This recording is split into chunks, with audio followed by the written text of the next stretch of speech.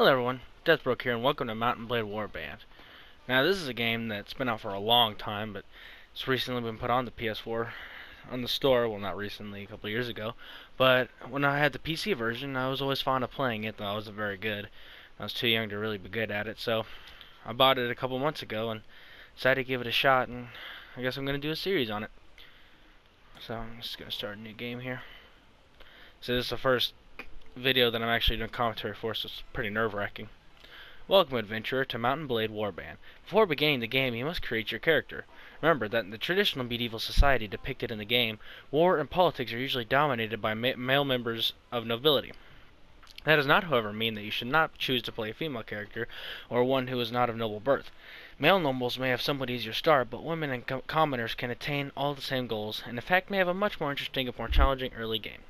Yes, that is very true, but trust me, I had a pretty good female character going, and I could have had my own land and started my whole new faction by that time, but because I was a woman, you have to train and you have to get way higher level and do a lot more things, and I don't really want to do that. I want to actually have an end goal here. So you're born years ago in a land far away. Your father was let's go for a veteran warrior, because I like to have a little beef in me. I like to be able to fight. As a child, your family scrabbled out of a meager living from your father's wages as a guardsman to the local lord.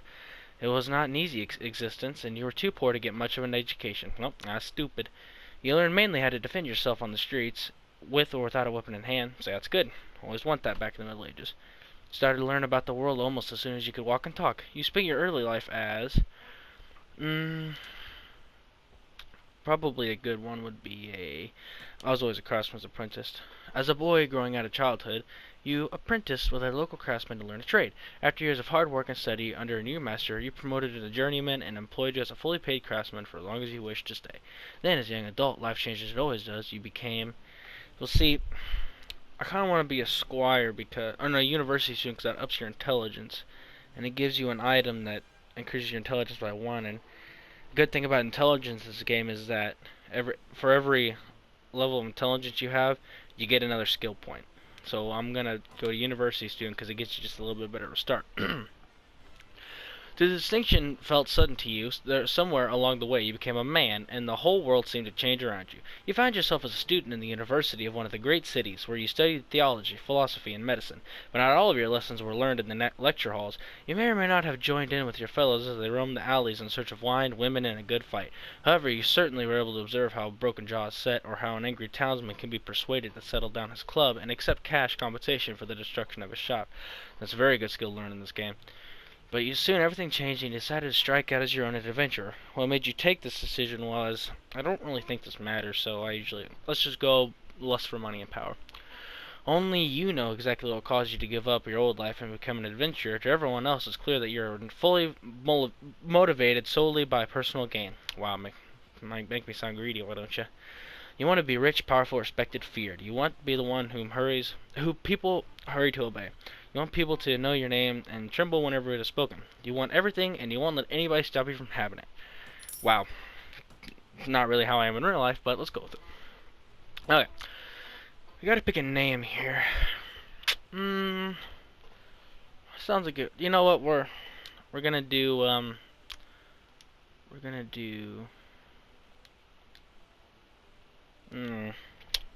don't think it'd be this hard to pick a name. Let's go for something. Let's do something Lord of the Rings. I freaking love Lord of the Rings. Let's go Aragorn.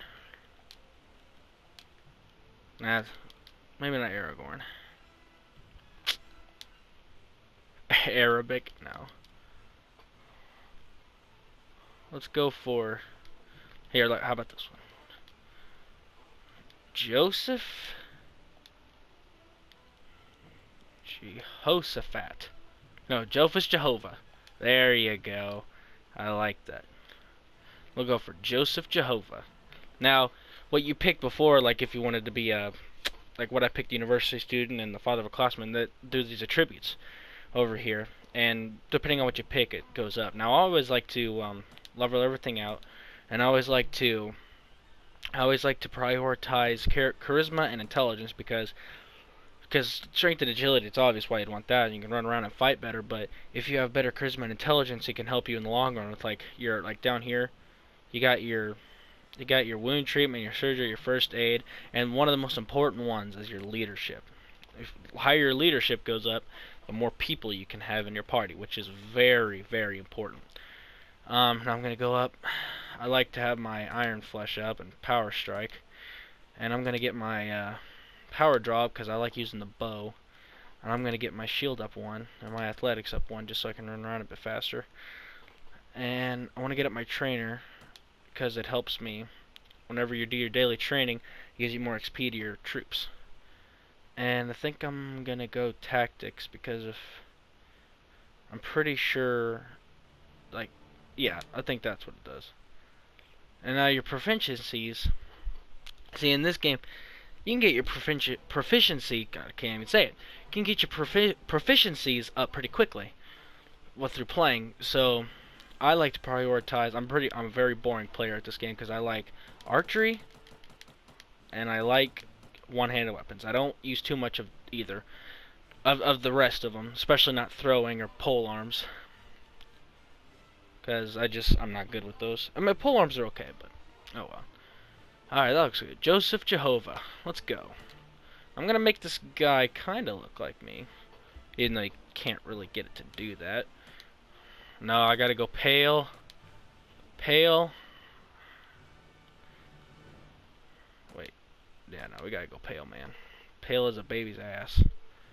I don't know why I said that. You know what? I'm gonna give myself a freaking badass, oh god no, a badass beard. You know, you got that tie right there. It does look pretty cool. Well, that looks pretty nice too. Let's see how it looks with my, oh god no. No, I like that hair. Well, maybe I don't. Let me see. Ooh. That looks pretty nice. I think I'm gonna go with that. Yeah, that don't look too bad. Now let's make it freaking red. Now I look like a friggin' lumberjack. That was awesome. Now all I really care about is my wait, let me see what this does. Oh man, I'll be wide eyes. Yes, I need that. I wasn't gonna mess with it, but oh well, I don't fucking care. Oh man. Okay. I think he's done. I think Joseph Jehovah is good. You hear about Calradia, a land torn between rival kingdoms battling each other for supremacy, a haven for knights and mercenaries, cutthroats and adventurers, all willing to risk their lives in pursuit of fortune, power, and glory. In this land, which holds great dangers or even greater opportunities, and you believe you may leave your past behind to start a new life, you feel that finally you hold the key to your destiny in your hands, free to choose as you will, and do whatever course you take. Great adventures will await you. Drawn by the stories you hear about Calradia and its kingdoms, you join a caravan to Praven. Now, the different factions, this is actually a very important decision. Because the faction you start in, it's a good chance that you're going to be allied with that faction. That doesn't mean the case. You can join here, and you can join Ravedin, that's what I call it, Ravedin. And you could, you know, you could ally yourselves with the Rodoks instead of the Vagirs. So, now I always start in the Kingdom of the Rodoks, and I will show you that in just a second. You came by ship, skirting the cliffs where the Rodok highlands meet the sea. Much of the coastline was obscured by tendrils of fog that snaked down the rivers or valleys, but occasionally you caught sight of a castle watchtower rising above the mists, and on one occasion a beacon of fire burning to warn of an enemy warband. You knew that you were relatively safe at sea, as you were far too south to risk encountering the sea raiders who would trouble coast of the Nordic lands. That's good to know. But it was still a relief to reach the Selver estuary, gateway to the port of Jelkala, and reach the Rodok galley riding by an anchor, and pennants fluttering in the evening breeze. I think that's pretty good at imagery. I like it how a game like this kind of like... I like it how it's a good chunk of actual gameplay. It's not just like a, you know, point-and-click adventure like novelties, but it's also got like good imagery, like... It's like you're reading a book about it, like you're writing your own book. I always like that about this game. You're exhausted by the time you find the inn at Jelkala and fall asleep quickly. However, you awake before dawn and are eager to explore your surroundings. You venture out onto the streets, which are still deserted. All of a sudden, you hear a sound that stands the hairs of your neck on end, the rasp of a blade sliding from a scabbard. Yeah, some guy's trying to rob us and I don't like it. Now, it starts you off with a crossbow for some reason. And I don't understand why, but I'm just gonna go ahead and pull out my sword and shield. I just got a bow. No, no, no, no, no, no, you get away from me. Stop, stop, stop, stop. This guy usually goes down without too much trouble. If you guys ever played like Chivalry or, like For Honor, this is actually, I think, one of the earliest games that ever used that kind of mechanic. Also, I have the combat set on hard. That's why he's usually really easy to take down. And here's the merchant. Are you alright? Well, I guess you're alive at any rate. I'm not sure we can say the same for the other fellow. That's one less thief to trouble our streets at night, although heaven knows he won't be the last. Anyway, maybe you can help me with something. Let's talk more inside. Out here, we don't know who's listening. Yeah, this guy gives you, like, your first mission, of course. He's like the tutorial. The merchant takes you to his house. Once inside, he stands at the door for a while, checking the street, and then, finally convinced you have not been followed, comes near you to speak. See, what I like about this is that, oh, look at me. I look freaking awesome. Anyway, but, like, if you can start this mission, and if you don't even want to do it, you don't even have to do it. You can just write out and do what you want. It's kind of like Skyrim in that it's like an Elder Scrolls game, and I just love that. Now, let me explain my proposition. We've always had brigands in the hills, driven to banditry by war, debt, love of violence. Recently, however, they've been getting bolder, leaving their camps in the wild and venturing into town looking for unwary prey. The watch commander tells us it's all because of the fighting on the frontiers. Fewer men keep an eye out on the streets, but I'm not sure what to make of that. It seems to me that the most logical explanation is that these bandits have allied inside the walls, who helps them to enter unnoticed and helps them identify particularly tempting targets. Last week, you see, they took my brother. I don't know what my brother was thinking, a lad from a prominent house, out alone at the dock in times like these. Well, I suppose you were too, but you're a stranger here and didn't know how bad things would become. He had no such excuse, but he's family, so what can you do? If you don't protect your kin, then people start thinking that you can't protect your investments, either, and I can't have that. I get how he at first he sounds like a concerned brother, but he's just like, well, I mean, I guess if I don't save him, people keep thinking pretty badly of me, and I wouldn't want that. It's kind of hilarious when you think about that. No doubt the gang will soon send word about a ransom, but I don't care to pay it. See, he doesn't even care to pay a ransom for his brother. So here's my proposition. You look like you've had a bit of experience with a blade, and more importantly, you must have a bit of fire in your belly, or you wouldn't have come to Calradia to seek your fortune. So here's what I'm asking you to do. Gather a small party, track down these bandits to their lair, teach them a lesson they won't forget, and get my brother back safe. In return, you'll earn a lasting gratitude and a bit of silver. What do you say? I'm interested. You won't be able to do this by yourself, though. You try and take on the whole gang single-handedly, the hunter will become the hunted. I'll warrant. If you'll first want to round up a group of volunteers, there are always a few lads in the villages around here, looking for a bit of work that's more interesting than tilling souls or hauling waters. They'll follow you if you pay. So take this purse of 100 dinars, I call them dinars, consider it in advance of your reward. Go around to the villages and use the money to hire some help. I'll reckon that you need at least 5 men to take on these bandits. Very good. Oh, I'm just going to say mine. Very good, sir. I'll go collect these men from around the villages. Good. You can find me again in the tavern here in Jelkala after you've got your group together. Then we'll speak about what to do next. Okay, so you've taken your first quest and review your log by pressing the touchpad any time to begin. So once you just touch the touchpad, it'll immediately bring you to your objectives, and once you get in the later game, this whole section here will, start to fill up, and it'll give you your notes and it'll tell you exactly what to do. This is where all your quests will be, and then this will be, what it even has the date. I like that. And then all the way to the left is your game log. Nothing really happens yet. Then there's messages, it's literally just telling you what's been said, like damage prompts and all that. Your notes, same. Brain just fried there. I clicked on the exact same thing. Game concept. This right here just tells you about the game mechanics and all that, and I'm not going to read through that. It's just boring. The characters, I like this one because it shows these are all the named characters. These are all the named characters in the game, like Sultan Hakim.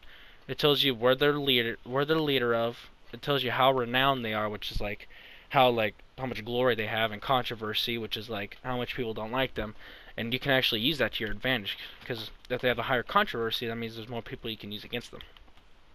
And it's useful to see, like, you can, if it's like, some of these guys that'll have, like, their family and their age. And, yeah, that's all. And then locations, this is useful, too, because the map is pretty big, and sometimes you don't know all the towns, so it'll tell you, like, let's say if we wanted to Ilvia. It'll tell you it's near Yalen, which is a larger town, which shows up better on the map, so you can go around there. That's pretty useful. And then the factions, there's 6 factions. I couldn't count them for a sec. There's Kerrigan Carnet, which is basically the horse guys. They use a bunch of horses and lancers and all that. They're very annoying. The Nords, they're like your footmen. They're like the all-around footman kind of guy. They got some archers, but it's not, they're not the best. The Rodox, they're the good archers. They got the crossbowmen, and I love using them because they're very, very useful in tactics. Swadia, it's basically the same as the Nords. They're pretty good at footmen, but I think they're better at like pole arms. They're like good as spearmen.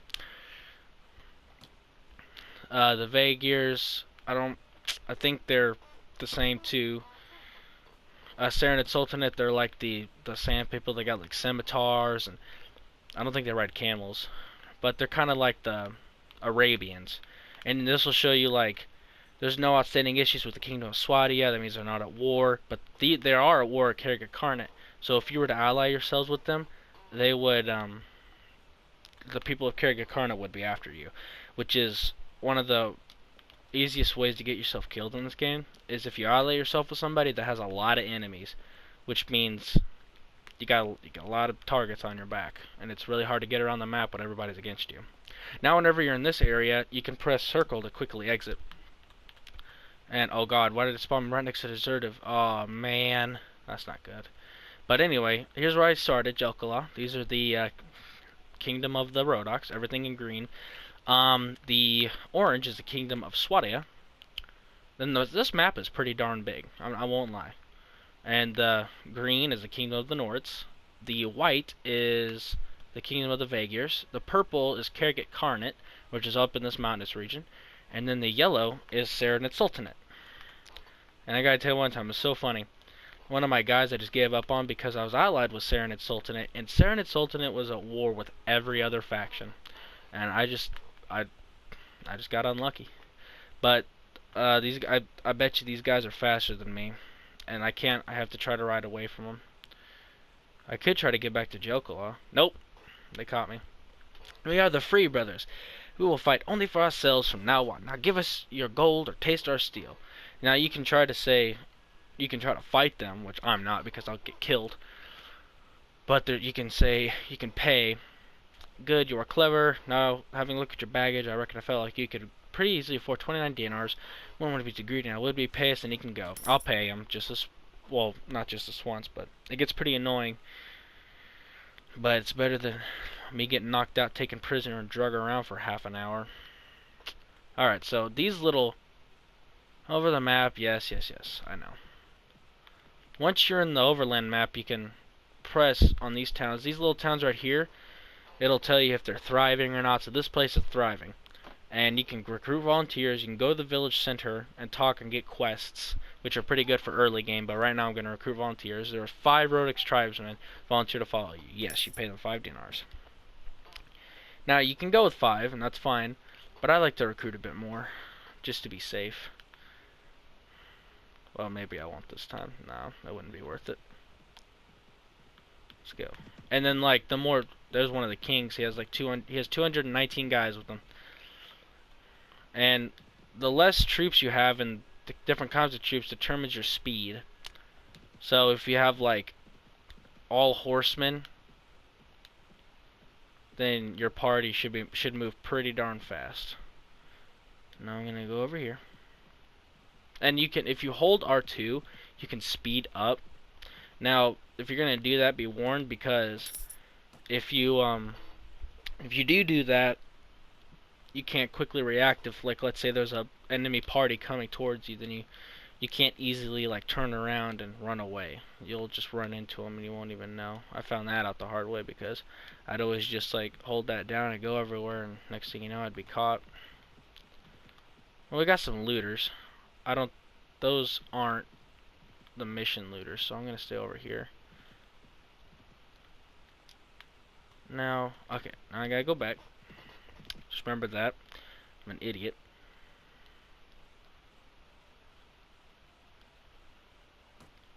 Okay. No, that's not it. He's not it. Where's that merchant?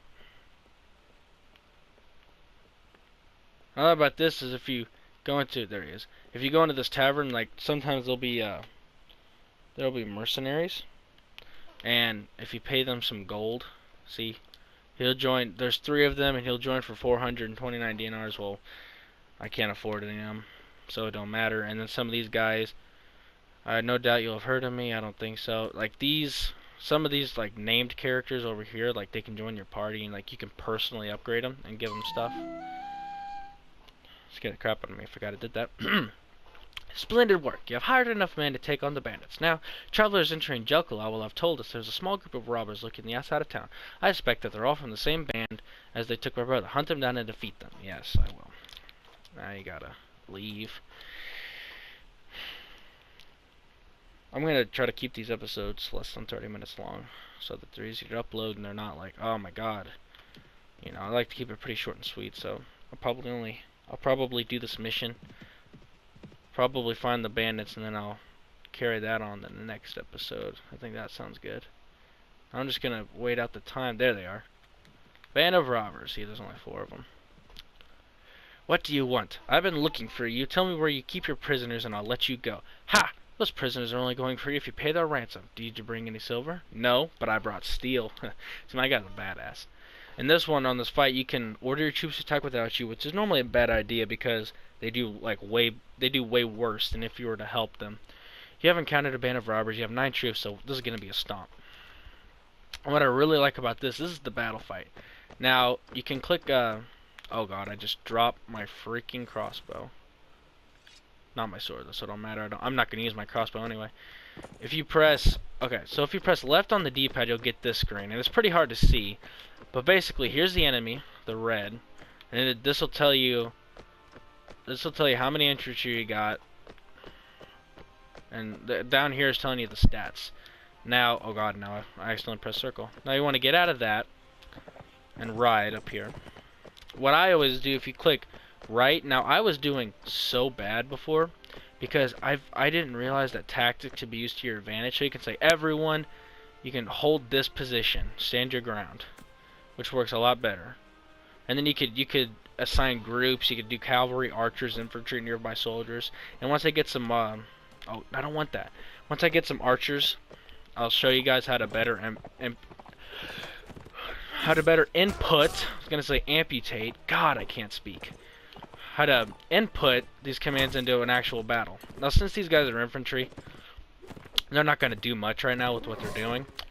But since I can handle these guys pretty easily on horseback, they don't have to do anything. It'll just get them hurt. And see, the thing is, your character can't die. Like you can get knocked out. Okay. Stop doing that. You can get knocked out, and then you get captured, and you get drug around, but you'll never die. So you don't have to worry about like dying and starting all the way over again. Even though when you get captured and lose a bunch of your money, it feels like starting over. Okay. So I'm not doing too well right now because it's been a long time since I played this. But you get the gist. When you're on horse combat, when you want to ride away, all that, you know, just what you do normally in real life. I don't know. I don't think I could even ride a horse. What am I doing? Also, you can go first person if you want, but that makes the game a lot harder for me. So I usually stay in third person. Okay. There you go. I got him. See, my proficiency went up already. It's not that hard. And you guys will do the whole, woohoo, we won! Fuck those guys! So, press lead, and it'll tell you my casualties none, because my guys are awesome. Enemy casualties, I killed 2 looters, and one of them's wounded. And what's good about that is, oh wait, spare me! Spare my life! Let me go, and I'll go far away from here and learn honest trade, and you'll never hear from me again. Bullshit. I'll spare your life, but in exchange, I want information. Either you or your mate's kidnapped, the brother of a prominent merchant in town. Tell me where you're hiding them and give me a word you'll stop troubling people and you can go free. Man, my guy's generous. Oh, bless you, sir, bless you. We've done the lad no harm, but we've been keeping him far from hard and Roldy. Does describe the area nearly in detail, so there's no mistaking it. Okay, so the thing over here is you can check your guys, see if they can be upgraded. My guys can't because they didn't do anything. But you can take prisoners, and prisoners can be a good way of getting income. But since I didn't have the prisoner skill, I can't take any. And it doesn't really matter early game. But like once you get into later game, you can if you fight off like an army of like 50 guys and like 20 of them can be captured, you can sell them all for ransom. And the higher the class they are, the more money you'll get. So after this, you can get some loot. This I'm not gonna wear or use any of this stuff because it's crap, but it can give me some money. And you'll get a random amount of dinars based on how good you did in the battle. Okay, so that's done. And then I got 50 experience here with the party. And here's a hideout right here. Now, I would attack it, but I don't want to go over the 30-minute threshold. So I think I'm going to leave this video here. Actually, I'll go through what inside of a capital. God, I can't talk. Sorry, it's just getting butterflies. The capitals. Now, sometimes right there, join the tournament. Sometimes that'll happen. Yeah, I'll do that in the next episode. I'll join a tournament and fight and show you guys how that works. You can get some money if you get first place though, and it can be tough. You can go to the castle. You can talk to the lord or his mistress if they're there, and he can give you some quests. Take a walk around the streets. You can just walk around the town, and you can either visit the tavern, the arena, or the marketplace there, or you can just do it here, which I prefer doing that because I don't want to walk around. In the tavern, you already seen that. You can get though if you talk to the bartender. They will tell you if someone's looking for work, and you can do that. The arena is where it's kind of like the tournament, but you get money based on how well you do, and you always get money no matter what, but it's not nearly enough for the tournament. Marketplace, you go there, and you can assess local prices, but I don't have any skills that helps me with that. You can trade with the arms merchant. They'll give you swords and weapons and all that good stuff. The armor, self-explanatory. Horse, they'll sell you a horse. And a goods merchant sells you all the spices stuff. And that's the same for all of them. And if you want to wait there in the hotel or the inn, it depends on if you're allies with them or if they like you or not. This could be 3, it could be 50 dinars a night, whichever one. Just leave. Sometimes it takes a while to leave. I don't know why. Alright, so hope that's self-explanatory. Alright, I think I'm going to leave this here. Man, it's weird talking to yourself for like 30 minutes. Never done that before. Well, I hope you guys like this game. I love it to bits. I mean, it pisses me off. It makes me want to rip my fucking hair out, but I still love it, and I still want to get back to it, and I want to do a series on this. I don't know how often I'll upload, but I'll always try to do 30-minute intervals. So, I think I'm going to leave that here. I'm actually going to do an outro this time. See you guys later, alright? Deathbroke out.